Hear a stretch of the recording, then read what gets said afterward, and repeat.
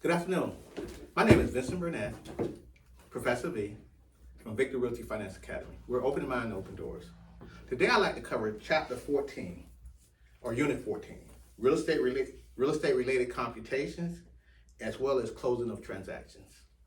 And I know a lot of my students in my classroom, as well as in cyber world, have a phobia about math, or the minute you have to do numbers. But my philosophy is, if you know the concept, you got a shot of getting it right.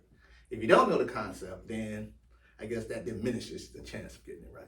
But it's multiple choice, so you still have a 25% chance of getting it right. So that's math right there. And again, we didn't have to whip out our calculator for that. 1 in 4 chance. So first I'd like to cover some computations, and then we'll just talk about the closing process or closing transactions. Directly from your study guide, on the summary of important points, we'll just dive right in it. First one, let's go over a couple important points. Profit. What is profit? Profit is the amount over and above cost. In any industry, real estate, any endeavor, from a business perspective, there's cost to generate some income. Or you make money, which is called revenue. You have costs associated with it. And if the revenue exceeds the costs associated with it, that would be your profit. Random concept, random point, but it's there simply explained, okay? Pre-closing inspection. Before we go to the closing, typically the licensee may have to do a pre-closing inspection, which is a final walkthrough with the sales associate to verify that the repairs have been completed and the property is left in good condition, or at a minimum, the property is left in the condition that it was at the time of contracting. Okay.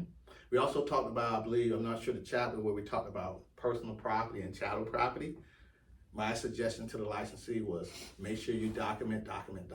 If you want that $10,000 chandelier, it's permanently affixed. It could be strewed, that is real property, but also it could be removed and another light fixture is in its place. During that pre-closing instruction, you will A, not have any surprises, or B, you start off not having surprises at the contractual level when you mention what's going to be a part of the real property to be conveyed. To prorate, as we get to closing, you're going to see a closing statement, and we'll kind of go over a little bit of that later.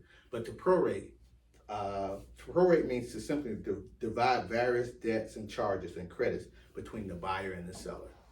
At closing, there are going to be a lot of charges both ways. Most of them will be on the buyer's side. The buyer will get a credit for his earnest money deposit, but there are going to be a lot of debits. Debit. Credits are a good thing, meaning you have credit. You pay that in advance. The earnest money deposit is typically paid in advance. The loan proceeds will be a credit to the buyer. And then the other charges associated to the buyer will be debits. Have a question? What's your question? I do have a question. Yes. And this is based off of, going on YouTube, they leave stuff out or they tell you what they think they want you to know, whatever. A question that I've been trying to figure out is, can you actually use credit in order to purchase real estate? That's an answer that nobody ever really answers that question. Okay, good question. Now, first of all, in answer to your question, the answer is typically I would say no. Okay. But the credits that I was mentioning, I was talking about the credits on the closing statement from accounting perspective, debits and credits. That's what I asked. Hold on. But not the credit. The credit you're talking about is the credit as far as your credit worthiness and buying it like no money down and using your credit and somebody else's money or no money. So twofold question.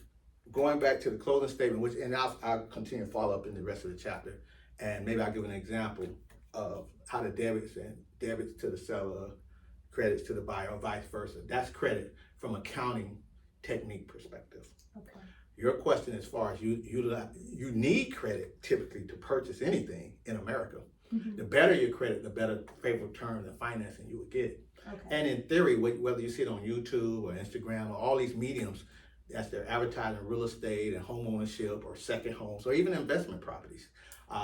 There are vehicles out there which say and suggest or solicit that you don't have to use any of your money but utilize someone else's money based upon your probable credit, your credit score, and your worthiness. So that might be the answer. And we talked about LTV makes sense. in a previous So class. it's not your credit, it's your more so your credit profile. Your credit profile or your credit to worthiness, be able to- yes. Okay. Exactly. So that credit worthiness, which is measured typically by your credit score, will give you the ability to get a higher LTV, whether it's 100% financing, which is, and as I mentioned, the LTV is the inverse of the down payment.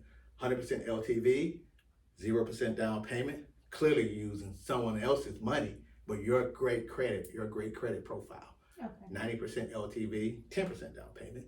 And as we talked about mortgage programs, I believe we talked about in chapter 14 with the different programs, FHA 3.5% down payment, VA guarantees 25% of veterans down payment. Although the veterans put 0% down, they still have a minimum credit profile, but not even extraordinary, the fact that they were a veteran. So therefore, it's their credit profile with their veteran status.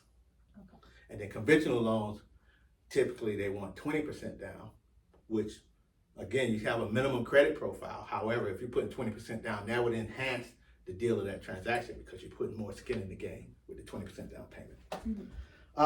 So coming back to chapter, the real estate computations, I'm getting there too.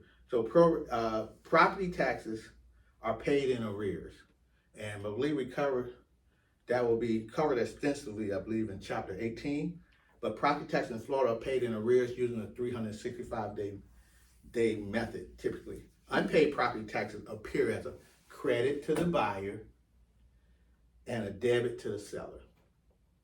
Again, these are the counting techniques when I was talking the previous credit and debits. Prorations have the same dollar amount in each entry. Seller days are used to prorate items paid in arrears. And typically it's paid, the closing day goes to the buyer. Okay. And so basically, let's say taxes on a given property is $1,200. And you're closing on July 1st, 2022. Okay? There's how many days in a year? 365. Went blank on it. Okay. 365. I'm like, is this a trick question? No, 365 days in a year. But in theory, there is a counting technique where they use the 30-day method, where they would say 30, 30, 30, even though some months have 28 or 31, which would be 360. But at the closing, the title company will compute the closing right up until the exact date. So for instance, if you're closing on July 1st, they would look at how many days from January 1st to June 30th, which I'm not quite sure what that is off the top of my head. I guess I do real quick, Professor V math with bad handwriting. January 31, February 28, March is 31, April is 30, May is 31, June is 30. Can you add this up for me? Let's see. 59, You're gonna beat me to it. 90, 120, 59, 90, 120, 151, 181. 181. Yep. You're right. I check your math. Okay, 181. Okay, so what is that saying? So basically, I got another one. I have my calculator. So 181 days. So therefore, taxes are paid in arrears. So if the taxes are $1,200, we do know, or we'll find out in chapter 18, the tax is based upon 1/1/2022, of which the seller owns the property, and he's responsible for 181 days when we close on July 1st, right? The buyer will be responsible from July 1st to the end of the year, December 31st, 2022. But the taxes haven't been paid yet. Right. They're based upon a value of January 1st, but the tax bill does not even come out until November 1st, 2022. So when we close on July 1st, 2022, accordingly, the first thing, know the concept, you got a shot at getting it right.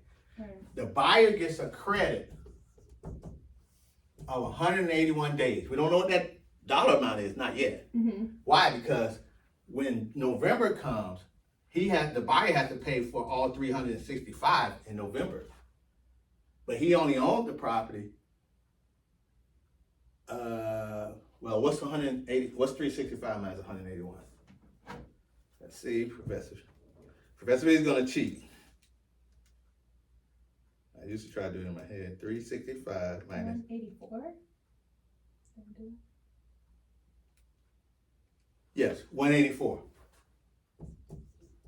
Right. So the buyer gets a credit for 181 days because that was the period of time that the seller actually owned the property. The buyer owns the property from July 1st, 2022 to December 31st, 22. So he actually owns the property for 184 days. But the entire tax bill will be paid in November. So what the title company does when they do their prorations, they would say, okay, well, we're going to give you they're going to take the $1,200, Mm-hmm. divide that by 365. That is the daily amount of the taxes for a given year. Right?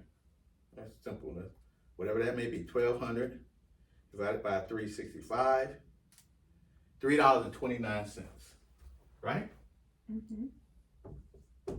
Times, we're trying to find out what is the credit that the buyer is going to receive.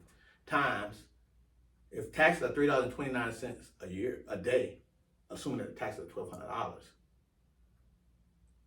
the buyer gets a credit for the 181 days that the seller stayed in the property. So the buyer would get a credit of 329 times 181, which would be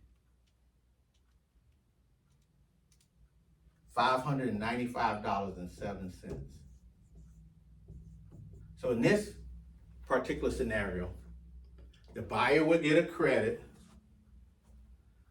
Buyer credit $595.07, and the seller, typically when you credit the buyer, you will be debiting the seller. Seller would be debited, debit means he would get short his sales proceeds $595.07, because that's the amount of money that's owed, that needs to be taken away from his sale proceeds for his pro rata share of those property taxes for that 181 days that he owned the property. The buyer would get a credit of $595.07, but in turn in November, the buyer is going to have to pay the entire bill of $1,200, of which he only had a true tax liability for 184 days, not the 181 days that the seller actually owned the property. So y'all get the credit on the back end, like They'll when taxes are due, or no, they'll get it right there on the day of closing, on the closing okay. statement. When they're due, the buyer would have to. The buyer can't pay. Well, I'm only going to pay this less $595. When they're due, the owner of record will have to pay the entire total to the tax collector, $1,200. Okay. So that credit is given on the day of closing, on the closing statement. Okay.